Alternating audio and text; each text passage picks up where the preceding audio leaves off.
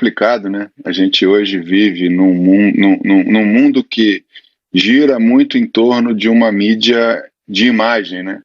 De uma mídia que preza pela fotografia, pelo instantâneo, e as pessoas acabam usando isso para tirar padrões de beleza.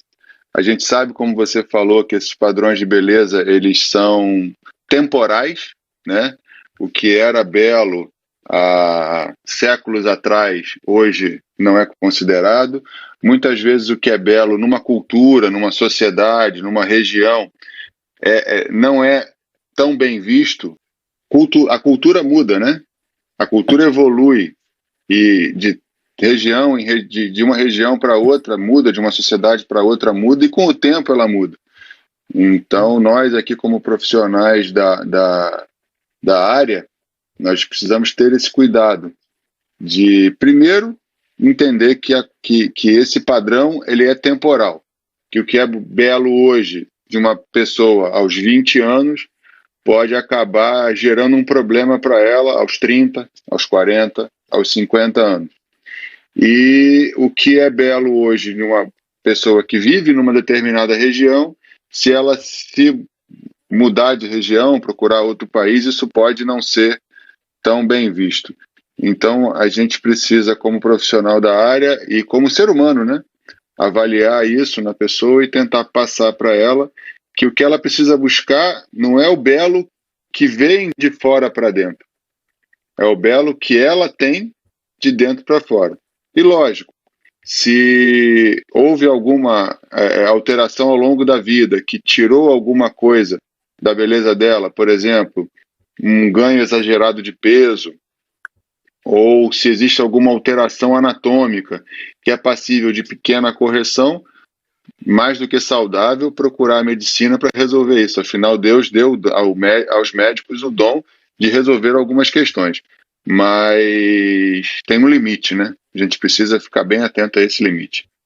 Existe, doutor Celso, alguma fonte onde a pessoa comum pode recorrer para saber se aquele profissional a quem ela está se submetendo é, de fato, um profissional qualificado para isso? Bom, primeiro do ponto de vista prático. Sempre que você vir um profissional de saúde divulgando resultado, já começa a mostrar que ele não segue muito os padrões de ética atuais. A legislação em saúde veda qualquer profissional de saúde de divulgar resultado de tratamento, tá? Qualquer um deles, não importa qual. É uma legislação que está acima das legislações que instituem as carreiras profissionais. O Conselho Federal de Medicina é o que mais bate, é o que mais cobra dos profissionais essa postura ética. Então, se você pega uma mídia social de profissionais afins, divulgando muita foto de pré e pós, eles já estão vendendo algo que pode não ser a realidade. A segunda forma é consultar os sites dos conselhos de especialidade, conselhos de classe, né? O Conselho Regional de Medicina, você pode jogar o nome do profissional ali e quando você joga o nome do profissional ou o número do conselho, ele vai te dizer em quais especialidades esse profissional está habilitado a atuar, né? No meu caso, por exemplo, se jogar meu nome, aparece lá, cirurgia geral e cirurgia plástica.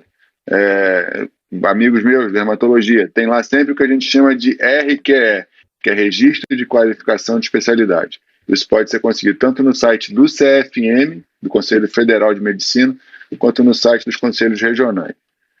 Acredito eu que cada órgão, cada conselho tenha isso nos seus sites.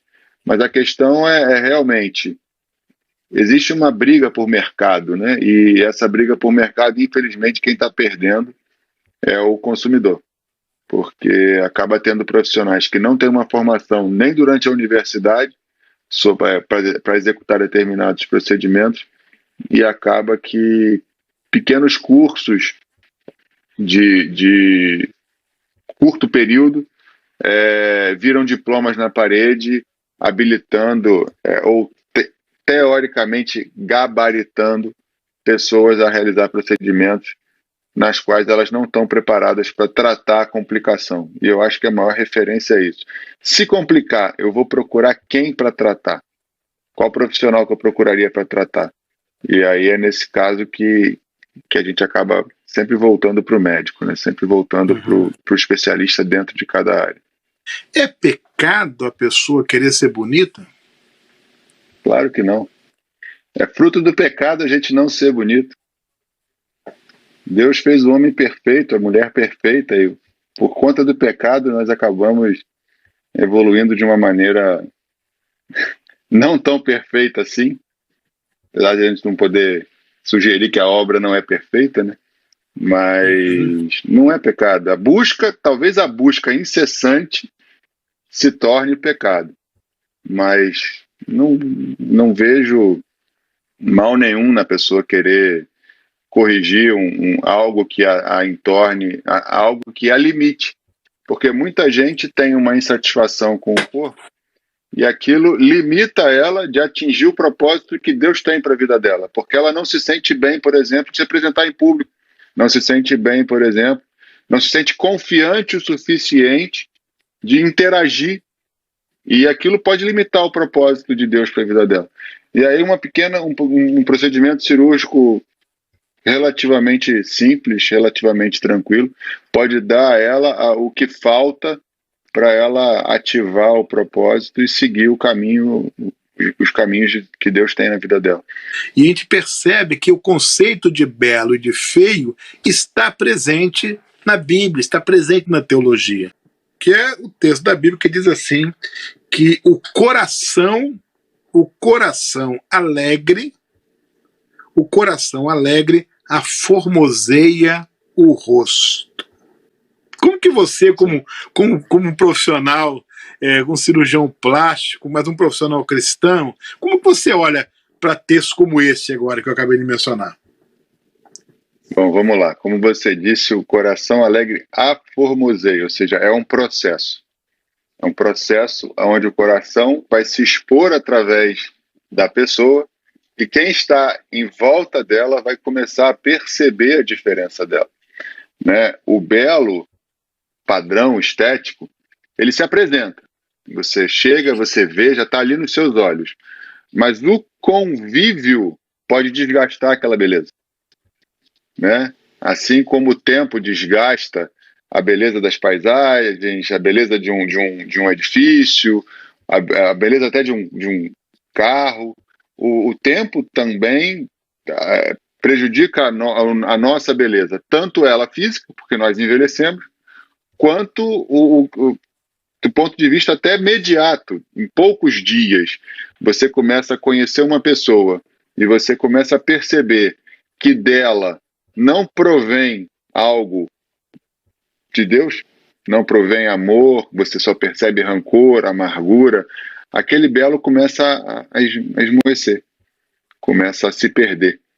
E aí o que era belo já não é tão belo assim, e com o tempo você percebe o fugir do brilho e a tristeza envolvendo, e o que parecia ser, se revela não ser. E eu acho que é isso que E o contrário também, né? O contrário também. Sim. Às vezes a pessoa está completamente fora dos padrões de beleza, completamente fora.